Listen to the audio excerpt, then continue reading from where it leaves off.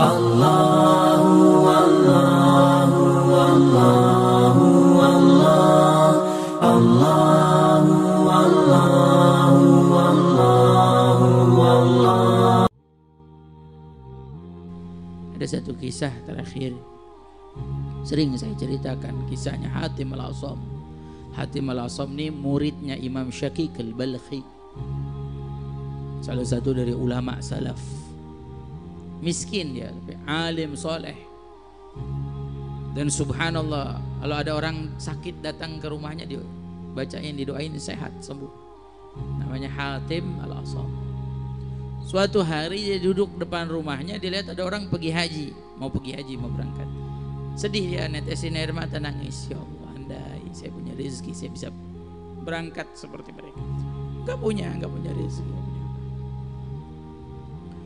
Tiba-tiba anaknya yang perempuan kecil lihat ayahnya nangis. Dia bilang, kenapa ayah kau nangis? Dia bilang, iya teman-teman tetangga pada berangkat haji, ayah di sini nggak berangkat.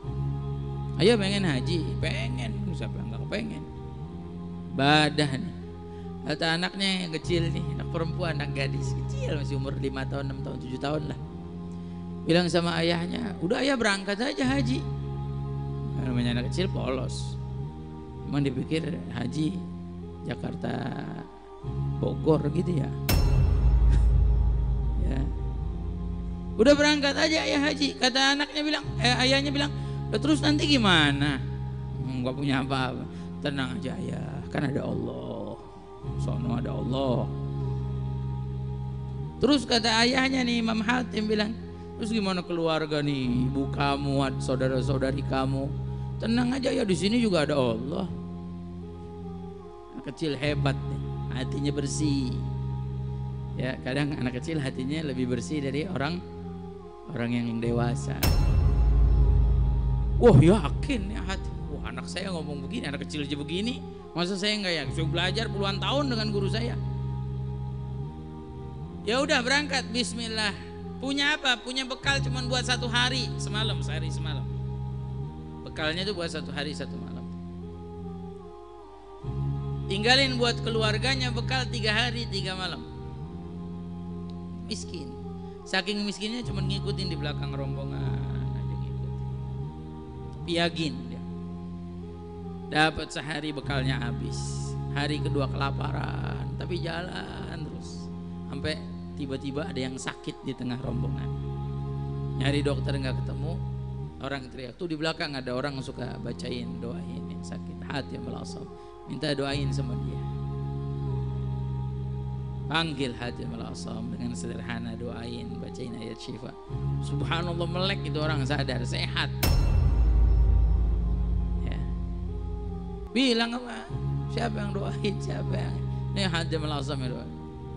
Begitu ya, masya Allah.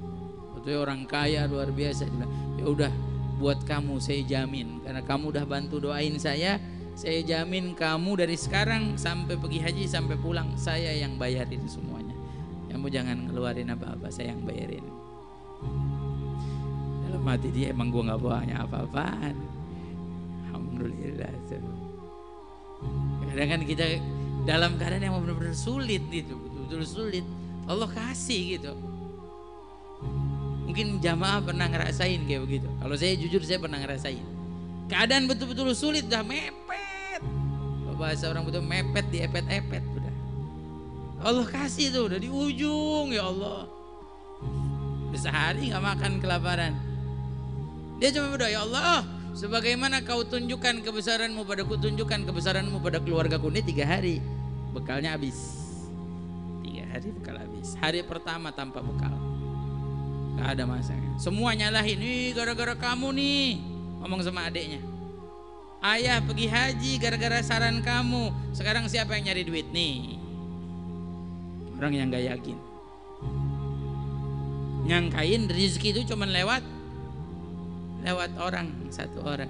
Jangan, kata Imam Haddad, ya, rezeki itu bisa dari mana aja, ente gak pernah tahu.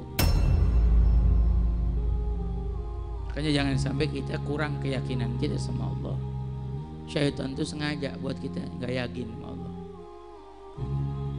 Semua nangis, bilang nih kita kelaparan, dia senyum sambil ngomong begini, ayah kita itu pemberi rezeki apa pemakan rezeki? Huwa razzaq am akilur rizq? Jawab semua, dia adalah pemakan rezeki. Yang memakan rezeki, kita semua pemakan rezeki, pemberi rezeki Allah. Dia cuma ngomong apa dhahaba aklur rizki wa bagiya razzaq. Pemberi rezeki pergi, pemakan rezeki pergi, pemberi rezeki tidak pernah pergi. As-sagi bagi, yang memberi tetap ada. Kayaknya para hadirin hadirat kita kalau hadir majelis, minta sama Allah doa yang banyak. Minta sama Allah biar pengen jadi orang kaya. Saya doain semua jadi orang kaya. Tapi minta sama Allah, jangan nggak minta. Dengan usaha ente, dengan ikhtiar minta. Tapi nggak ada majelis bikin ente kaya. Jangan ngarep ente ke majelis terus jadi orang kaya, jangan. Berkah insya Allah di luar sana ente usaha, ente kerja, ente apa jadi orang kaya. Nggak ada majelis dikasih duit. Kalau majelis dikasih duit penuh ini majelis. Jalanan juga nggak ada yang mau lewat, ngaji aja udah dapat duit. As-sagi bagi, yang ngasih tetap Allah, kekal. Mohon maaf saya tanya, Nabi Adam yang ngasih rezekinya siapa? Allah. Berubah apa enggak sama yang ngasih rezeki kita? Enggak berubah. Sebutin Nabi Sulaiman, Nabi yang kaya hebat, kerajaannya luar biasa. Yang ngasih rezeki siapa? Allah. Berubah enggak sama yang ngasih rezeki kita? Enggak berubah, Allah juga sama. Dia kenapa ente ragu? Kalau orang-orang soleh enggak mikirnya begitu, enggak. Kalau orang soleh mikirnya, orang-orang mulia, para wali yang derajatnya tinggi-tinggi, siapa yang ngasih? Allah. Berarti Allah juga mungkin ngasih buat saya. Sebab yang ngasih Allah. Mikirnya begitu.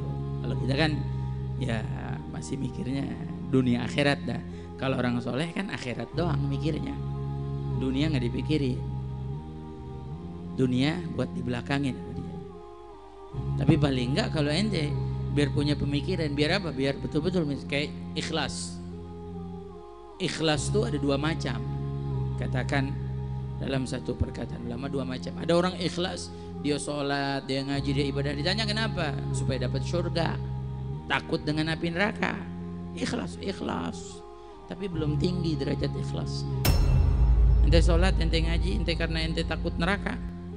Ente pengen dapetin surga, keikhlasan ente belum surga.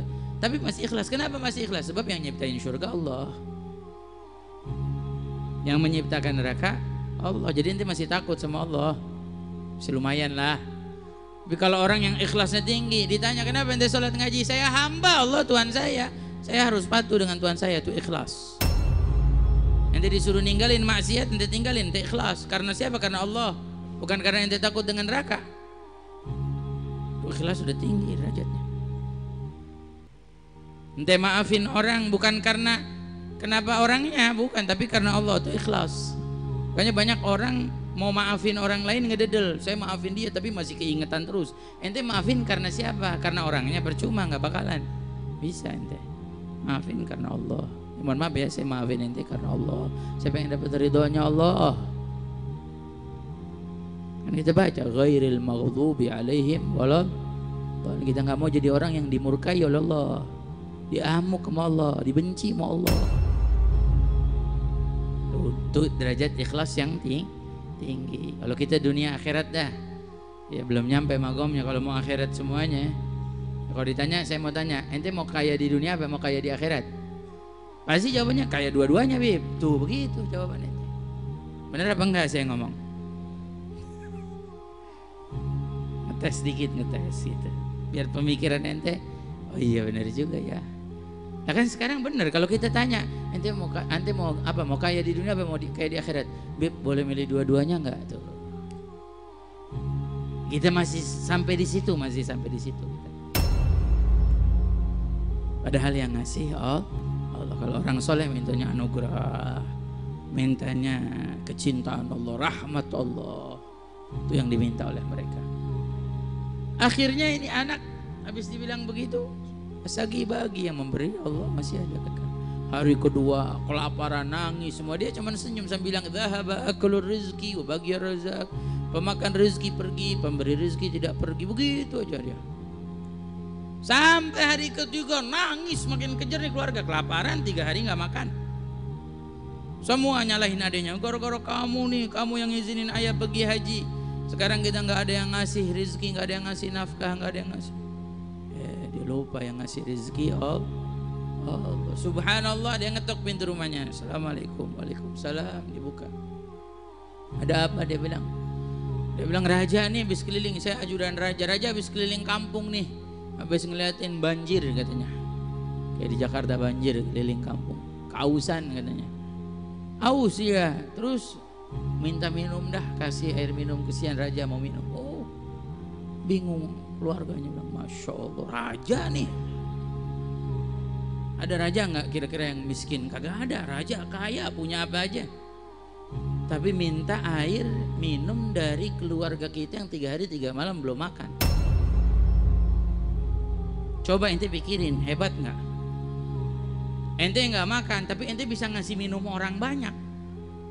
Yang ente kasih minum, rumahnya gedong-gedongan, besar-besar, punya mobilnya Alphard, Mercedes. Ente kasih minum, ente sendiri nggak makan 3 hari. Yang kaya siapa coba? Ya mohon maaf, kalau boleh dipikir, yang kaya siapa? Yang kaya Allah. Yang kaya Allah, diambilin air minum sambil dibawain sambil mikir, ya Allah raja yang punya segalanya. 3 hari minta minum dari kita yang 3 hari 3 malam belum makan. Berarti yang kaya siapa? Allah. Tunjukin. Kasih air minum, rajanya minum. Pasti minum raja, kata raja, waduh enak nih airnya, dari mana? Dijawab, dari rumahnya Hatim al-Asam. Kalau begitu panggil Hatim al-Asam ke kerajaan. Nggak bisa raja. Oh kenapa nggak bisa? Saya raja. Panggil ke sini, nggak bisa. Kenapa nggak bisa? Hatim al-Asam lagi pergi haji. Yang ngasih minum siapa? Keluarganya. Keluarganya ditinggalin, iya. Langsung dah rajanya bilang, kesian benar ya. Keluarganya ditinggalin, ngasih minum sama kita, yaudah dah. Dilepasin tuh gesper kerajaan. Nih kasih keluarganya Hatim al-Asam. Isinya intan berlian. Kasih itu keluarganya Hatim. Ngomong sama menteri, menteri-menteri yang cinta sama saya lepasin gesper-gesper kebanggaannya, kasih buat keluarganya Hatim al-Asam. Semuanya ngasih. Sampai dalam riwayat ada pedagang emas tuker tuh gesper kerajaan dengan emas, rumah penuh emas. Diambil sebagian emas, beli makanan, masak ibunya, dihidangin makanan. Duduk tuh. Anaknya semua, keluarganya duduk. Semua senyum, ketawa, nyengir, makan. Kemarin nangis nih, sekarang senyum. Makan kita makan. Semua senyum kecuali yang kecil tadi, anak kecil nangis. Nangis dia. Bingung semuanya. Ente orang kelaparan semua nangis, ente senyum. Orang mau makan semua senyum, ente nangis. Kan aneh. Akhirnya ketika ditanya, kenapa ente bisa begitu? Dia bilang, nih kata dia, ini raja nih makhluk ciptaan, lemah, gak punya apa-apa, gak punya kuasa, tapi dia mandang keluarga kita nih dengan pandangan kasih sayangnya, menuhin rumah kita dengan emas. Bagaimana kalau Allah yang ngasih pandangan buat kita? Bukan cuman kebutuhan kita di dunia, tapi sampai di akhirat Allah yang bakal penuhi. Intinya supaya kita jangan ragu, jangan bimbang, tapi yakin sama Allah Subhanahu wa ta'ala.